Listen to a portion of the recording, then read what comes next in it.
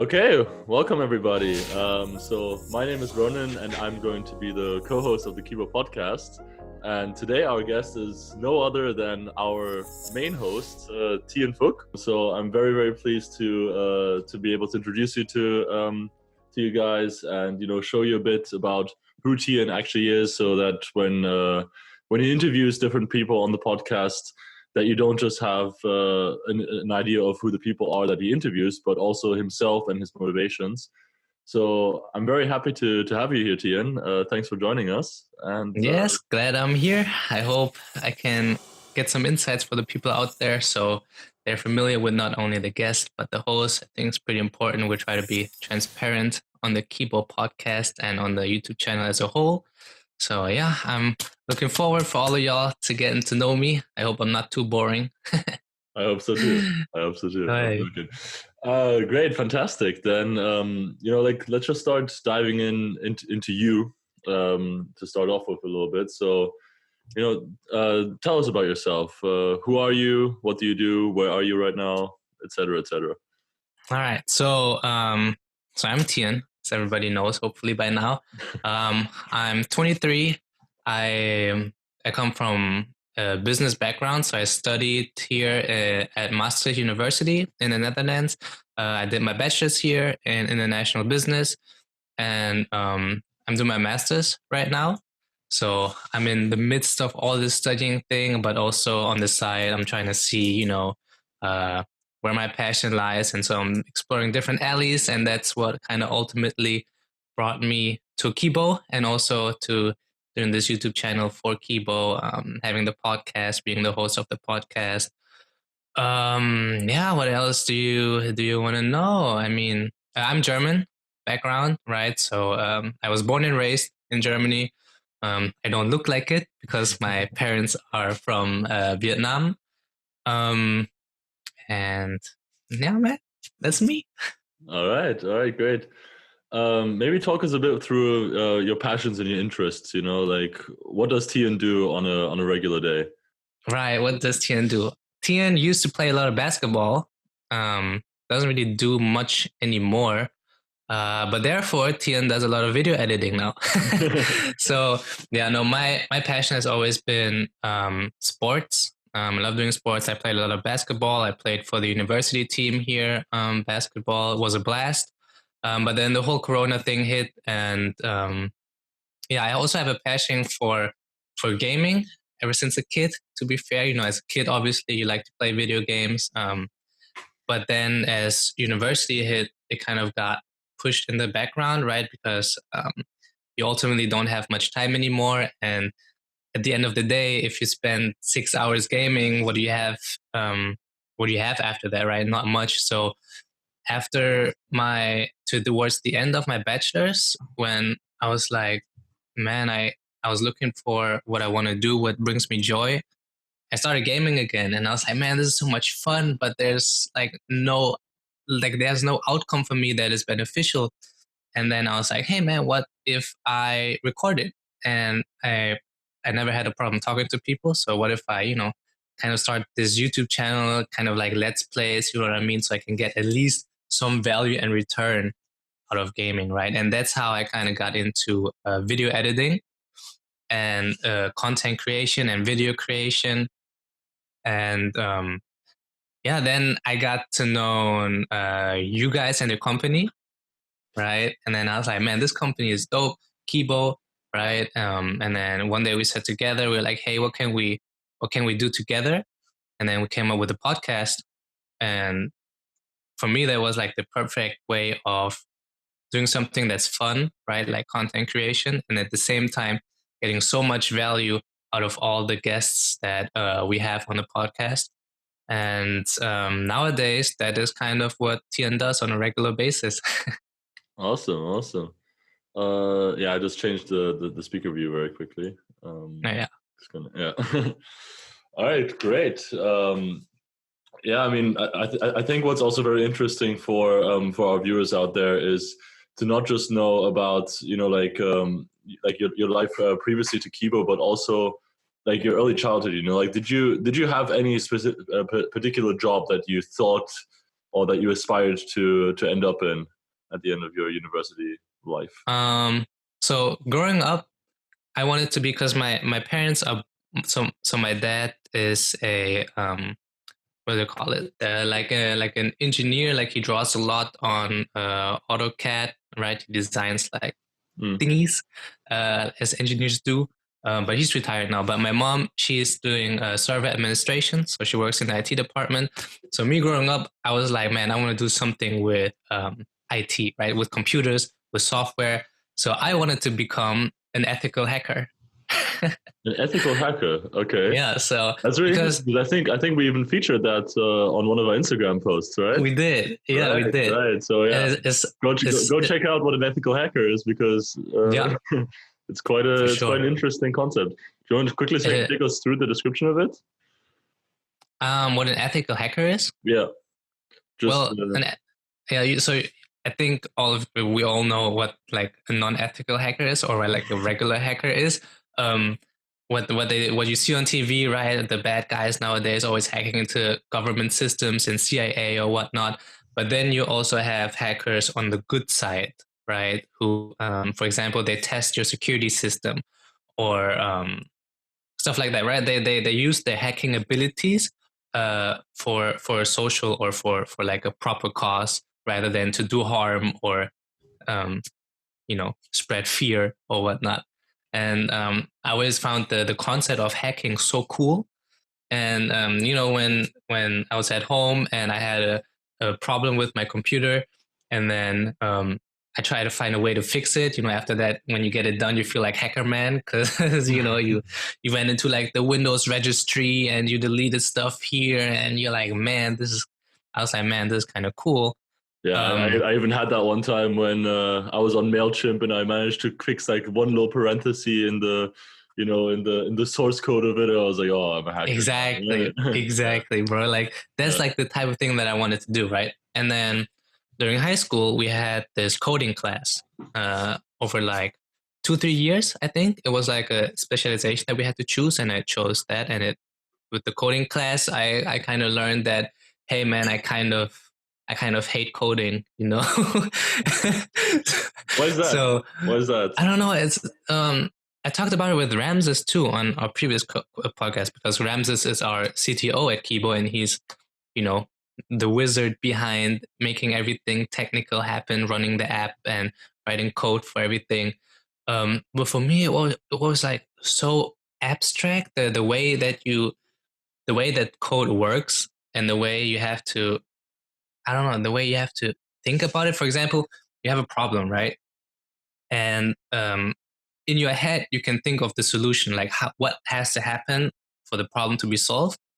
But if you want to put it in code now, it's just so, I don't know, it just wouldn't work with the way I was thinking. I couldn't put it into code, and it was so frustrating. So yeah, it was, by the way, the coding language was Java and JavaScript.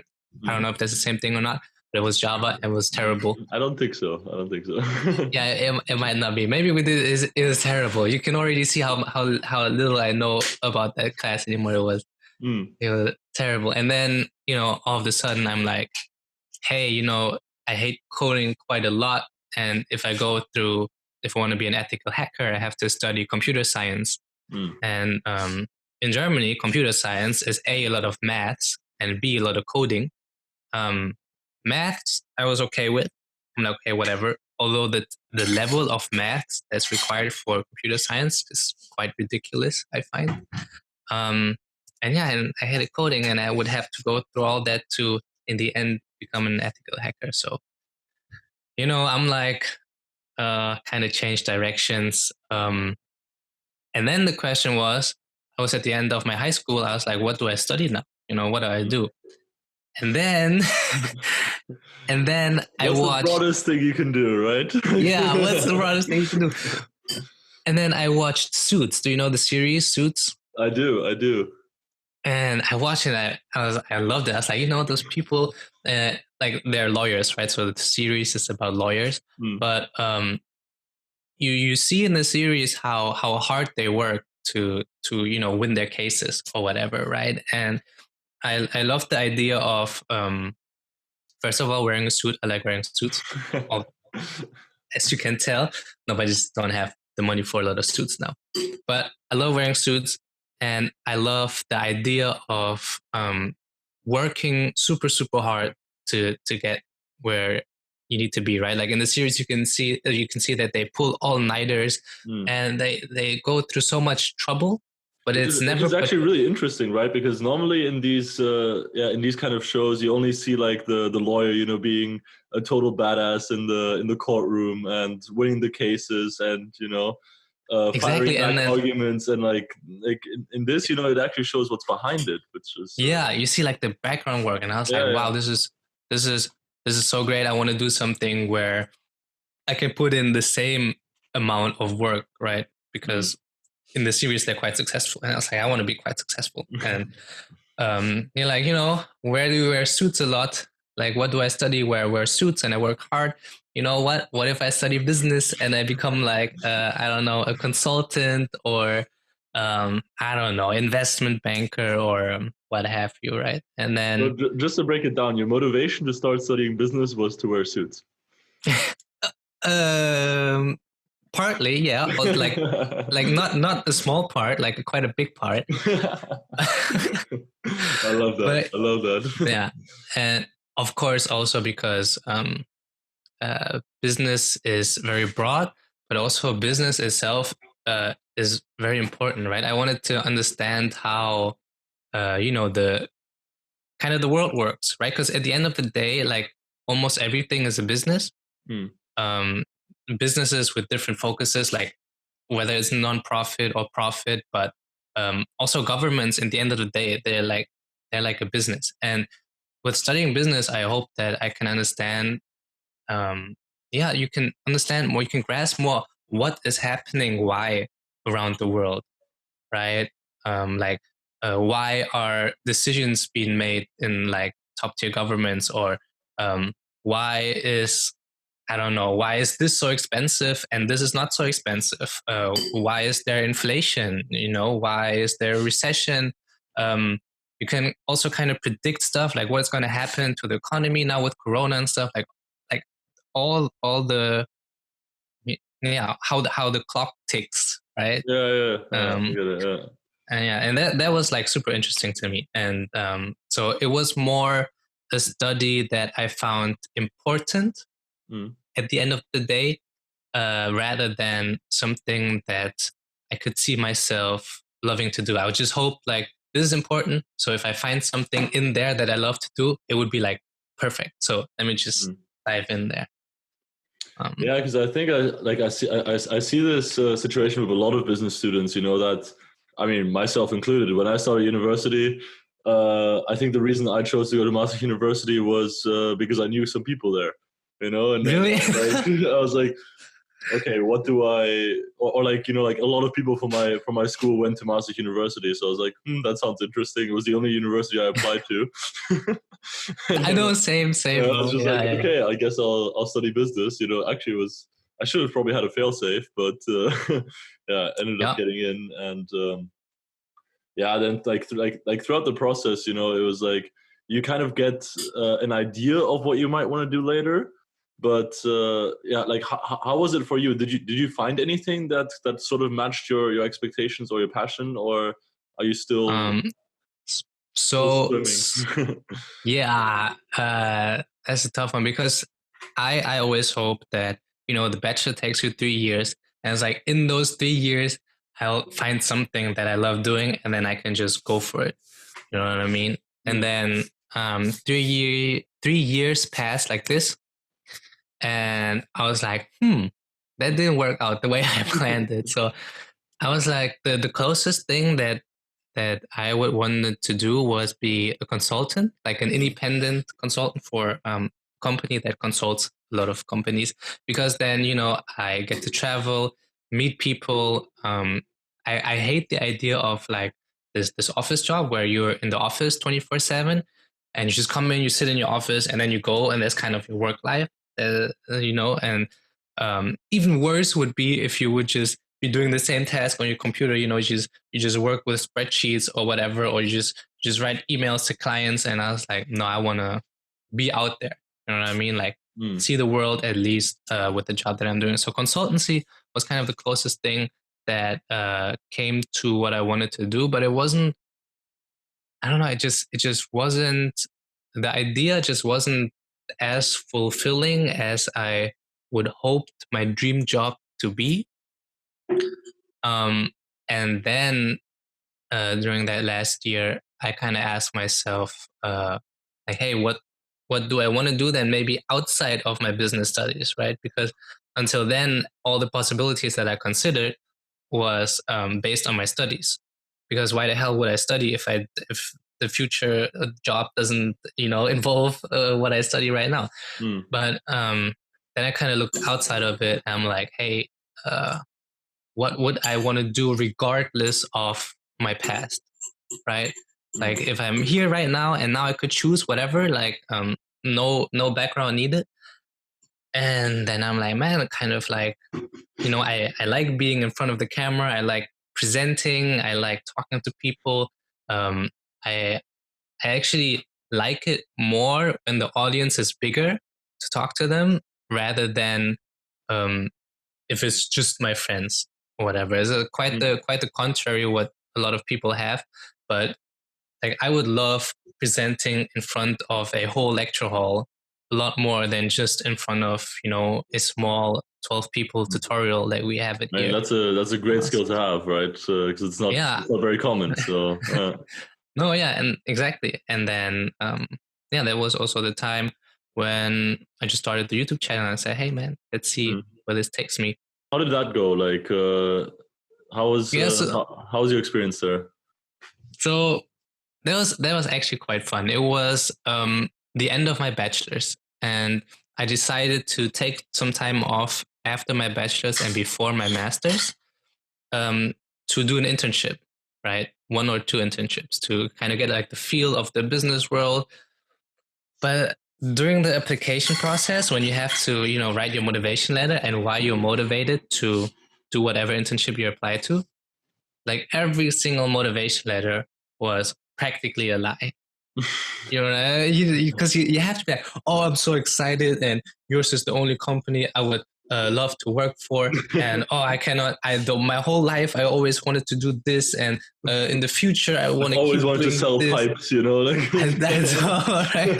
And oh man, that was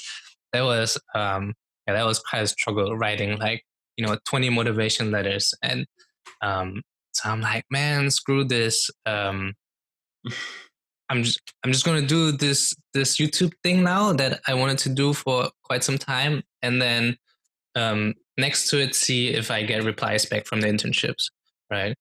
And then I started the YouTube channel, uploaded my first video, taught myself how to edit, and then I don't know, releasing the first video, and I don't know, I just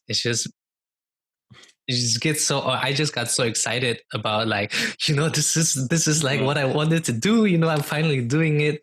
And you have to embrace this mindset of just whatever people say, just do it for like a while. Like it doesn't matter if they like it or not. This is like this is you for you. And then I just did it, and when people actually liked it, it was like the best that could happen. Yeah, because I remember I actually checked out 1 or 2 of your videos, and even though I had I had no affiliation with the games you were playing whatsoever, but I was just laughing the entire time because you had such a high energy, and like you're ripping jokes right and left, and it was. There's also one thing, like, man, the energy that you get or that I got from doing was insane. Like also, I don't know, like my normal energy level and then the energy level when I'm presenting, because I'm both nervous and excited.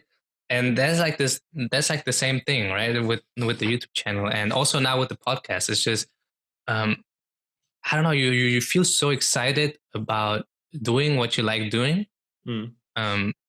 It's like man, like there and when I started my channel and while I was doing my channel, I was like, bro, this is quite unique.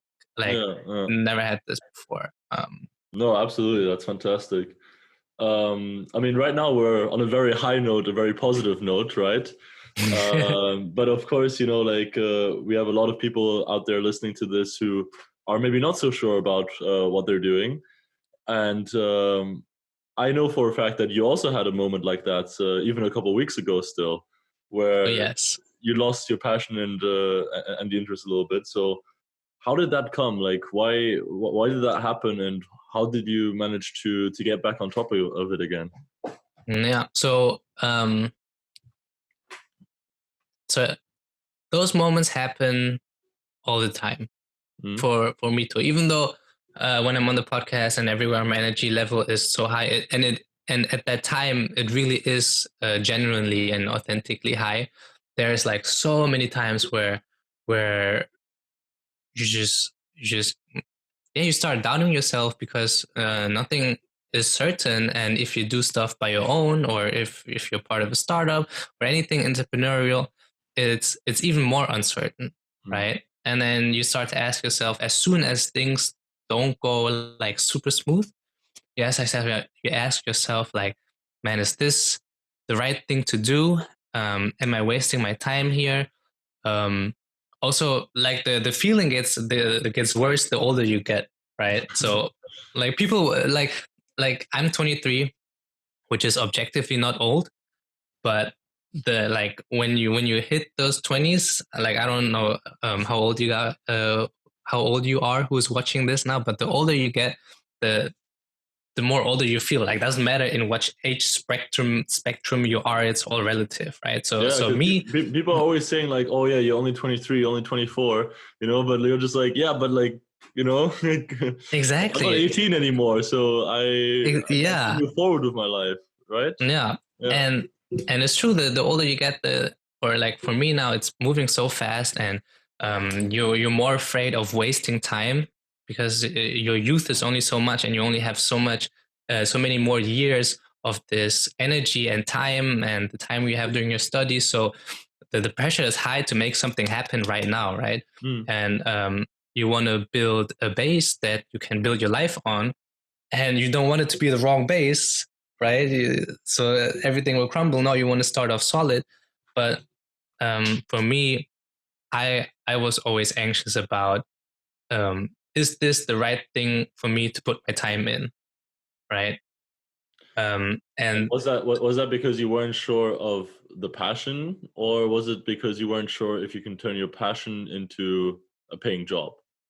I think both. I think Right. for me, what I learned is what a passion is now.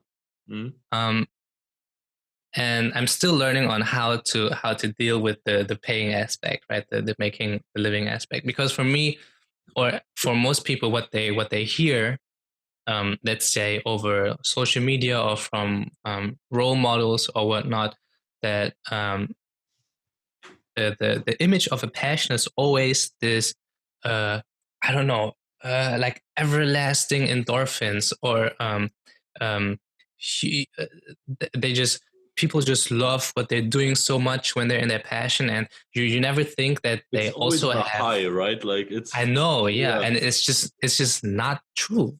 it's such an unrealistic expectation that people have. It's Yeah, uh, exactly. And it's if you ask anybody who says that they found their passion, or who you think that they have found their passion, just ask them about their downtime. Same thing that you're asking me right now, right? Ask mm, them about what they don't like about the job, and even though they might not like actively perceive it as much, there's always this I don't feel like doing this right now, this actually no, this part of the job I really don't like, or I borderline hate. There's no such thing as 100% happiness, right? yeah, yeah, And I at the time I didn't know that. So whenever something was part of the job that I didn't like, I'm like, no, that's not my passion then, you mm, know. then it was like, oh, then it cannot be my passion. Let me look for something else. And it was the same with the YouTube channel, because I had to do everything myself. So I had to record, edit, publish everything myself, right? And I love the gaming part. I don't hate the editing part, but I don't necessarily love it. So I was like, I don't really love everything. Is this like, you know, also because it didn't like it's not like the channel has like 2 million subscribers or anything, right? So there's no backup in that sense. So it's all on you to make the decision if this is your passion or not. And I was like, I don't know if this is, bro. And then I talked to like a lot of people, and then kind of this thought settled in of like, you know what, it's not supposed to be all sunshine and rainbow, it's just about at the end of the day, when you look back at it, do you like it or not? Yeah, And is it a positive trajectory? Like you can, yeah, like you're always gonna have dips, but I think this image people have of a passion, like we just discussed, it's really more about, are there more positives than negatives, and do the positives outweigh the negatives in the sense that on a general day you can say, I'm happy to go to work, or yeah, because there's also so many people out there who are saying like, yeah, if you turn your passion into your job, then you don't never have to work a day in your life. Yes, some perceive it that way, but like constantly saying these things and reiterating them, it puts passion on a pedestal that it can never live up to. exactly. Yeah, Right? also when I think about like, hey, would I rather do what I'm doing now full time, right? Or would I rather do, let's say, a business job, what I had in mind, full time, right? Then I'm like, heck, I do this like all day of the week. You know what I mean? It's not that it's not that bad if you look back at it and you're like, man, this is not that bad. This is actually pretty great. Then, yeah, I think chances are high that this is one of your passions.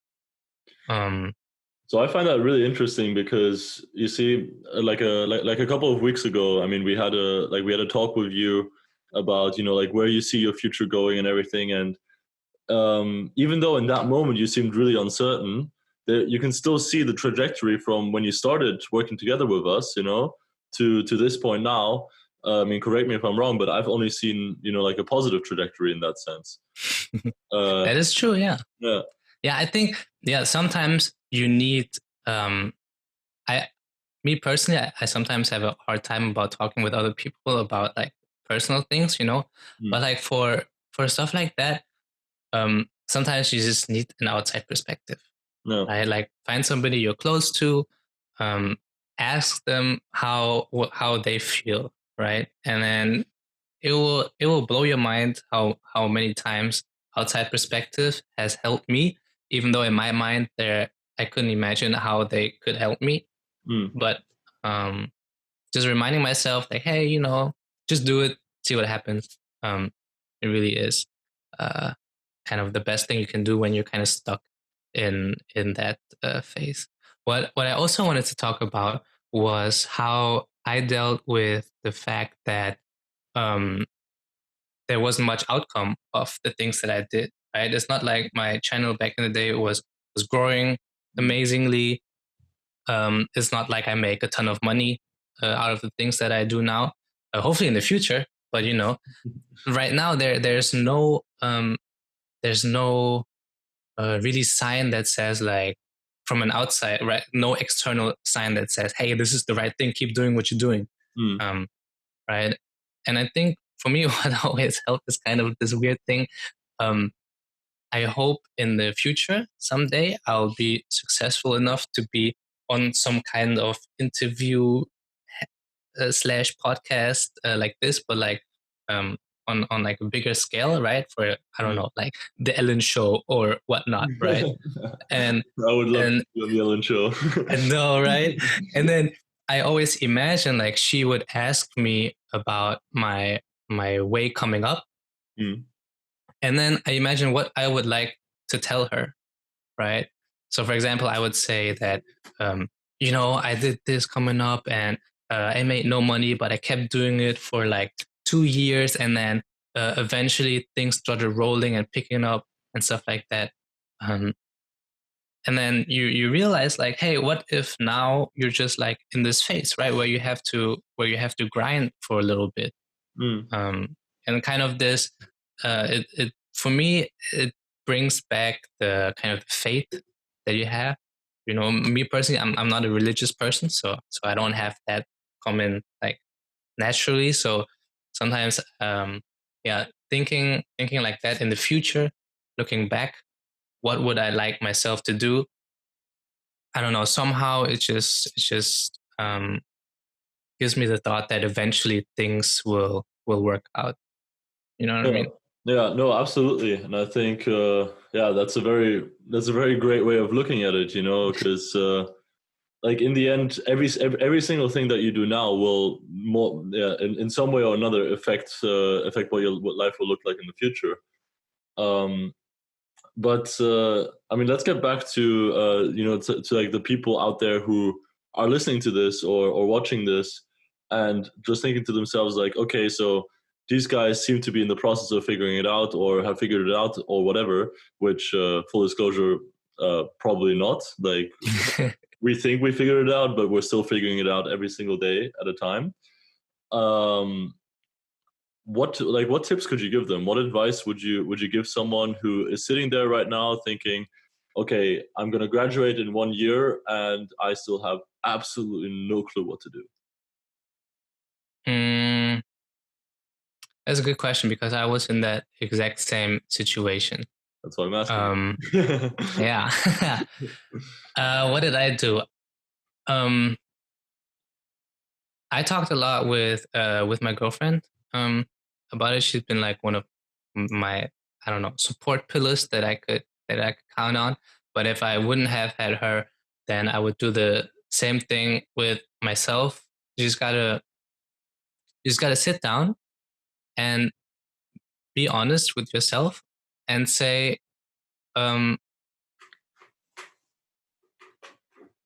you just have to, as stupid as it sounds, but you have to ask yourself, uh, you make a list of the things that you really want to do in life, right? And it can be as stupid as saying, I want to be an astronaut, I want to be an actor, I want to be a singer, um, I want to be, I don't know, a stuntman or whatever, right?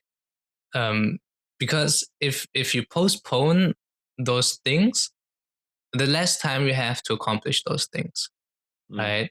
So the earlier you do it, the better. The more you can pursue it. Because if you wait until you're like 40 and you want to be a stuntman now, you're like, bro, I like, where are you going to get the training? You know what I mean? But Yeah. you have to make this list, right? And then the list is regardless of what you study, where you came from, your financial situation. Everything doesn't matter, right? Make this list, and then you be honest with yourself, and you say, okay, which of those is realistic, right? And this step you don't do with anybody but yourself, if Mm. it's realistic or not, because nobody should tell you if it's realistic or not, but yourself, right? And I believe that whatever you end up choosing, um, you can do, because if you think it's realistic, then you can start going after it. And there, I like the saying that Robin once said on the podcast. He said that he makes his current decisions now so that at the end of his life, when he's on his deathbed, he can look back and say that this was the right decision to make and he doesn't regret it. Because Mm. if you're always on the safe side of life and you never do what you really like, guess what? At the end of their life, you're gonna be like, bro, I wish I had done that. And that is the most terrifying feeling, I think, to have, to be at the end of your life and regretting stuff and not be able to, do them Yeah, again. it's a very interesting thing because I've also recently seen that on an influencer's podcast, that they talk about how people try to make their decisions always based on 100% of the information available. And making decisions based on 100% of information available is very, very difficult because chances are you will never be able to get 100%. And you spend so much time overthinking, and you're just like, okay, so if my end goal is to be, a successful entrepreneur, then I have to make a lot of decisions right now in this moment. And if every single one of these decisions has to be on 100% of the information available, you're not going to get anywhere. So his advice was actually make decisions based on more than 50% of the information available. And if you're more than 50% sure that this is the right decision to make, then make that decision and find your peace with it, because you'll be like, okay, I made my decision based on as much information as I could gather in this short period of time. And based on this information, I know I made the right decision. That there was more information out there, okay, fair enough, but at least I didn't waste my time too much, and I can learn from my mistakes if I made a mistake, right? Yeah, this overthinking, it's really, yes, you want to make educated decisions, and yes, you want to think about it, and yes, you want to be rational, but this overthinking, it really also, I know it also from experience, right? I overthink, like, also a lot of times, and it just cripples you in your path of life if you overthink something and you're like, but I need more information and I don't know what to do, and I guess what, you end up doing nothing. And Exactly. You just get stuck. yeah, Yeah. yeah, and like I ended up doing nothing for like a solid month Mm. or whatever, and it sucks because you're not moving forward, and that sucks, and it sucks because you you you don't know where else to go unless you change your mindset, Mm. so you just at this bottom, not moving anywhere for as long as your mind holds you there, to be fair. Yeah, no, I mean, I can definitely relate to it myself as well. I mean, I was in a very similar situation as you were.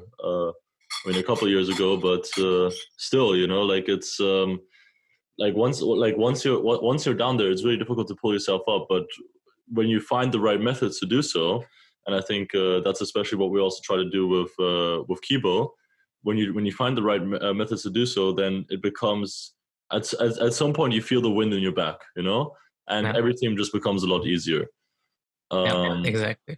Like, oh but man, I wish I had something like Kibo, because as I said, the those outside influences that help you, where you have to go out and talk to people and get their opinion. Um, if you don't have these close friends or whatnot, because there are people who unfortunately don't have this close connection. All they have is maybe their family, but the family doesn't want what they want. or they're not So able to open up to other people. That's also, yeah, that too, and then yeah, it's, I think that's also part of the reason why I love what we're doing so much, because it's, it kind of hits home. mm, Like, I know where, like, what those, or I can imagine what those people are going through, because I have gone through similar struggles in life, and I think really what we found out, right, I think majority of the people have gone through that exactly, struggle exactly. of, yeah. And So yeah, it's, that's why I think you're the perfect embodiment of what Kibo stands for. yeah, it's like, just know that if you have those feelings, you're 100% not the only one. And Yeah, if you yeah. talk to people more often than not, because nowadays I talk to a lot of people about it, I ask them like, hey, what do you want to do in life? Blah blah blah. If you talk to people more often than not, they kind of have the same struggle as you do. Although many will answer, "Oh yeah, I want to become this and this," and like they will not show their weakness in that sense. Yeah, It's that is true. actually, weakness is a really bad term to use here because it's not weakness. It's Like not weakness. it's not, because if you're able to show and like open up to other people about what your thought process is, it's a lot easier to receive feedback on it, right? And there obviously that's something that I've learned throughout my career is to always take advice and feedback with a grain of salt, right? Because Hmm. if you always do exactly what other people tell you to do, then you're never going to do what you yourself want to do. But Yeah. more like take it to shape your reality. Like you have your your kind of your mindset, your way of doing things, and you can use the information of other people to see if you might want to change lanes or something like that. Yes, exactly. Get as much information as you can from everywhere, and then make your own decision. Precisely. All right. Is there anything else that we haven't talked about that we should have talked about? Advice wise, yeah, man, it's like what I also have found out through the years is that when you look at those inspirational channels, right, those motivational channels, where like the motivational speakers and stuff might sound cheesy or corny or I don't know, some type of way to you, but in the end, a lot of it is true. They just it just is true. Like no matter what anybody tells you from no matter what they are, always think about it rationally, right? No matter, for example, if Hitler, right, if Hitler would tell you, hey, you shouldn't go out killing people, right? And your first instinct might be like what? Like you don't tell me what to do. You're a terrible person. I don't listen to your advice. But think about it, and then what he says is actually the truth. So, in that sense, follow that advice and get it. And what I'm trying to say is of those motivational channels, often they tell you, for example, a line that stuck with me was, everybody wants to be a lion, but nobody's willing to do what lions do, something like that, right? Mm. And you might think, oh, it's so cheesy and whatever, but like at the end of the day, it's the truth, right? So I'm trying to say, get information from everywhere and like make your own sense about it. Like don't judge stuff so much, because what we do a lot is like, from there we don't take information seriously and they're biased. But think about it for yourself. It will help you so much more in life making the right decisions if you can make rational choices by yourself, and you don't need anybody telling you if it's right or wrong, or mass media or whatnot. Just think for yourself. I think that's. I mean, obviously, like the person behind the saying does matter to an extent in terms of like how valid do you think this information is? But at first glance, yeah. Yeah, at first glance, but I definitely do also see what you mean, because information that we're given by other people, it's always formed through their perception of reality. So it's formed through what they think the information that they've gotten from other people means, or what they've learned in their life. But every person's reality is different, right? So yeah. What you're saying exactly is just like, take this piece of information and then make your own sense out of it. Exactly. And I'm not only saying that a lot of stuff that you think is wrong is right, but a lot of stuff that you think right is also wrong, right? Yeah. In your reality, because for example, Arnold Schwarzenegger, right? I think it's his saying. He used to, it was him. He used to always say,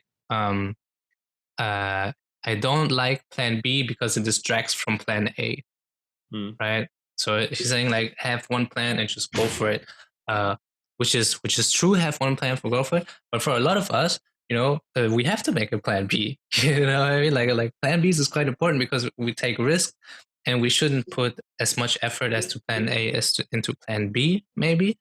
But for example, for me personally, I always find it important to kind of have a little bit of a plan A, right? So even though, I love Arnie and I respect him for that, whatever he's done, like some sayings, you just have to think about it for yourself, how it makes sense in your position, and not just blindly go yes and no. And, That's interesting, because I would argue the exact opposite way. And there you already have the different perceptions of reality.